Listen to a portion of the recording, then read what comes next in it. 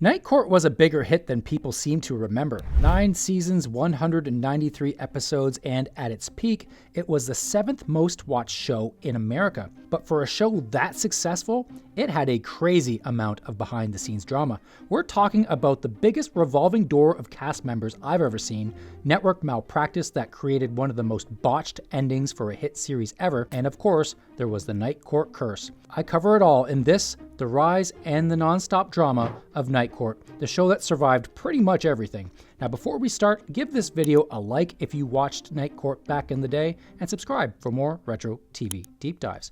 Okay, let's go back to 1983 and a writer named Reinhold Weege. Reinhold had written for Barney Miller, a show about a fictional New York City precinct in Greenwich Village, for 4 years, and in the process got very familiar with the court system. And that system was kinda crazy. What sparked the idea for Night Court in 1983 were the news reports about judges with serious emotional problems who the state had a hard time getting rid of. So that was what he built the show around, a young, unorthodox judge who was way too young for the bench but snagged the gig because he was the only guy who answered the call from the mayor's office, which was hastily making appointments. He pitched it to NBC and they said, "Motion granted."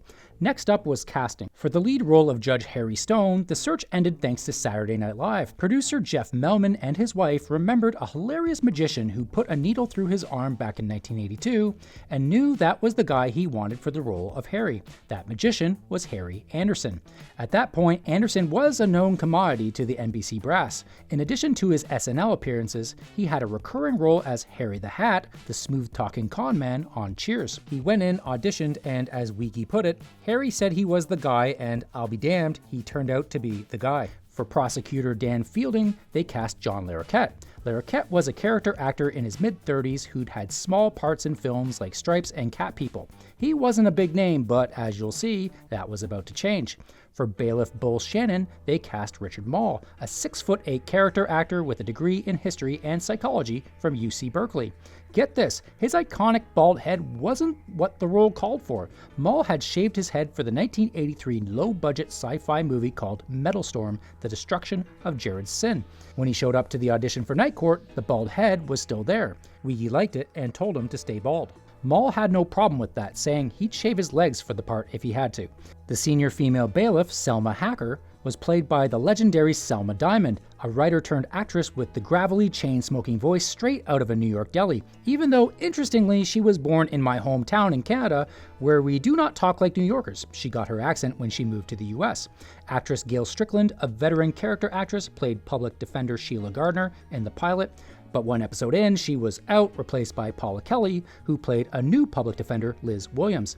For the court clerk Lana Wagner, the intended love interest for Harry, they cast Karen Austin, a young actress who'd been doing guest spots on shows like Magnum P.I. and Hill Street Blues.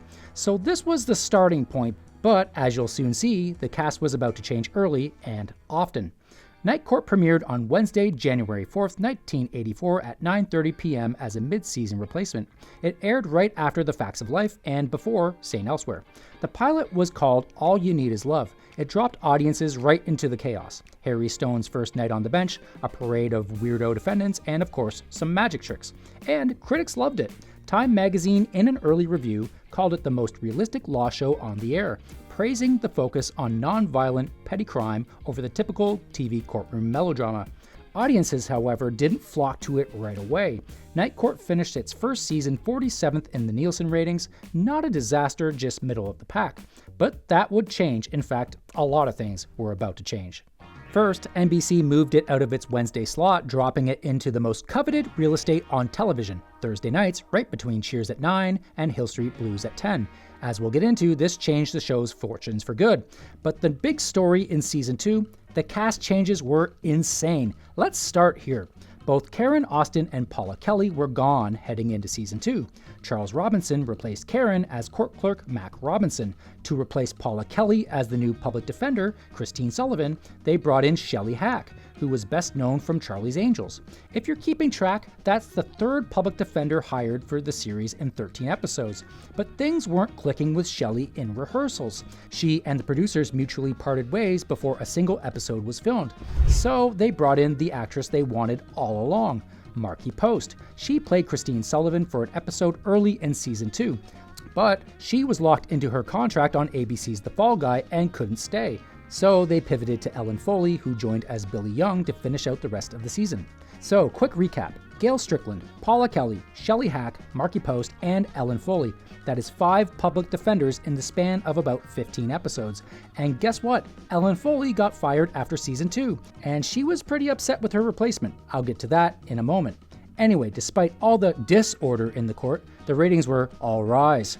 The time slot shift turned Night Court into a hit. In season 2, the show climbed from 47th to 20th in the Nielsen's. And amidst all the cast changes, there was a breakout star leading the way, John Larroquette.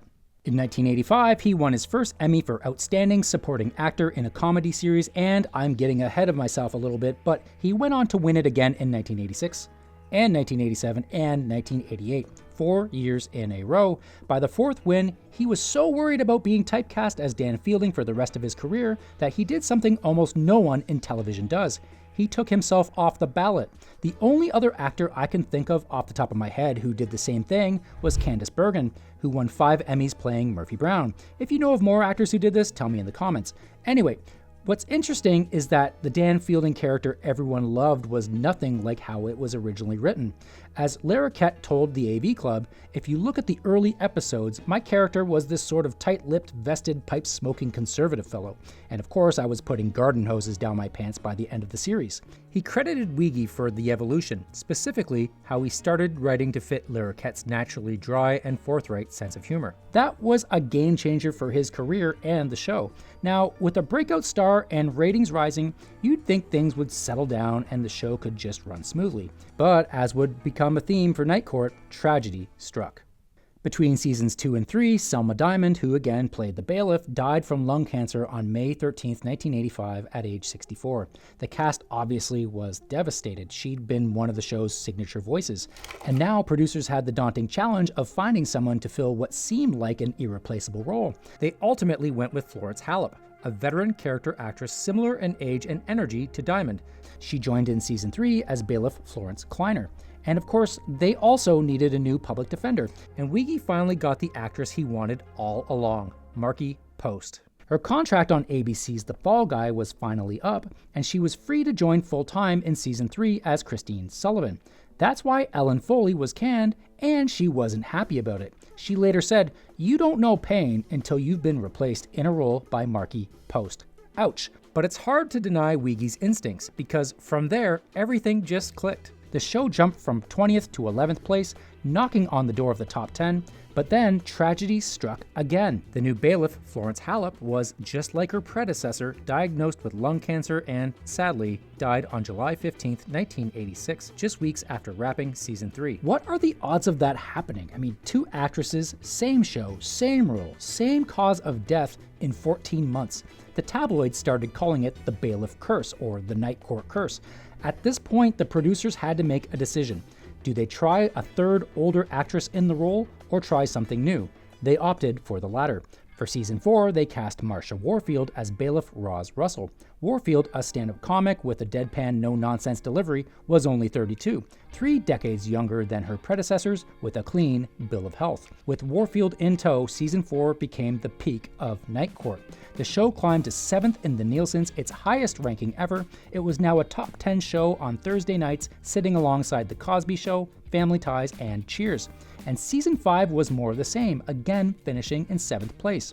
Again, you'd think with all the success and the casting finally stabilized, you keep leaning into what's working. But of course, it's Night Court, so it can't be that simple. In the fall of 1988, NBC moved the show to Wednesdays at 9, following Unsolved Mysteries. They had already been bouncing the show around a bit before this, but this move hit the show right in the ratings. By the end of season 6, the show had plummeted from 7th to 21st. And that's the point when Weegie, the show's creative engine, stepped away from running it day to day. He handed the showrunner reins to Gary Murphy and Larry Strother so he could focus on developing other projects. And the tone of the show shifted hard. Where Weegie had drawn directly from his Barney Miller training, grounded characters, dry humor, real human stakes underneath the comedy, the new regime leaned more cartoonish. Defendants got weirder, plot lines got more absurd. In one episode, Wile E. Coyote literally appeared as a defendant. See, I wasn't kidding about the show going cartoonish.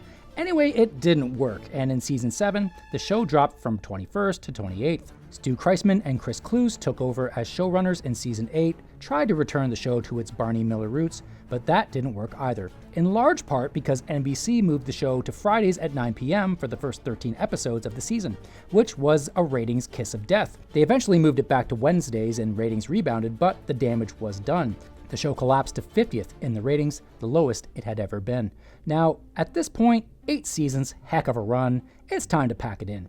And the writers were sure that it was over. They wrote the season 8 finale as the end, building the final episodes to give every character closure. This would have been a respectful, normal way to send off a hit show. So of course, because it's Night Court, NBC threw everyone a curveball. At the last minute, they renewed the show for a 9th season. As the story goes, NBC wanted a proven sitcom to serve as a lead-in to a new show they were rolling out.